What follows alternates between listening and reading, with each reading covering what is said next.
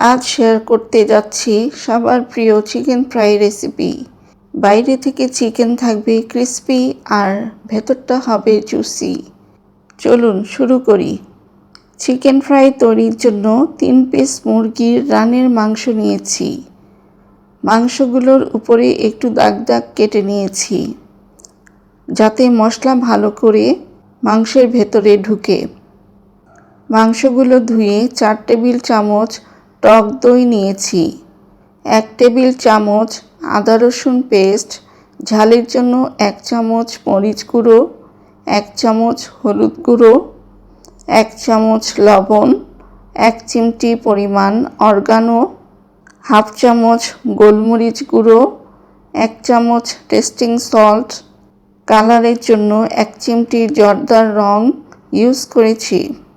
অর্ধেকটা লেবুর রস, 1 চামচ ভিনেগার দিলাম। 2 টেবিল চামচ রান্নার তেল দিয়ে এগুলো মাংসের সাথে মাখিয়ে নিব। একটু সময় নিয়ে ভালো করে মশলা মেখে নিয়েছি। 15 মিনিট মাংসগুলো ম্যারিনেটের জন্য রেখে দিয়েছিলাম।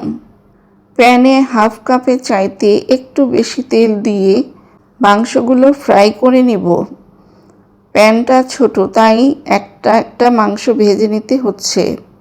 5 মিনিট ঢেকে দিয়েছিলাম মাংস যেন ভেতর থেকে সুন্দরভাবে সেদ্ধ হয়ে যায়।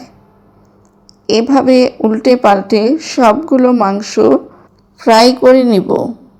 অনেক সময় মাংস উল্টানোর সময় তেল ছিটকে আসতে পারে, তাই আমি এভাবে দুপাশ থেকে চামচ দিয়ে মাংস উল্টে নিব। মাংস প্রায় সেদ্ধ হয়ে এসেছে। এই পর্যায়ে মাংসের উপর ঘি ব্রাশ করে নিয়েছি। যারা আমার চ্যানেল প্রথম দেখছেন, নতুন নতুন ভিডিও পেতে এখনই সাবস্ক্রাইব করে রাখুন। ভিডিওটি ভালো লাগলে একটি লাইক দিয়ে যাবেন।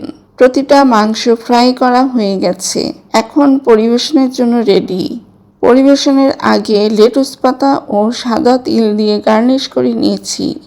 ভিডিওটি আপনার কাছে কেমন লেগেছে অবশ্যই কমেন্ট করে জানাবেন। এতক্ষণ সঙ্গে থাকার জন্য ধন্যবাদ।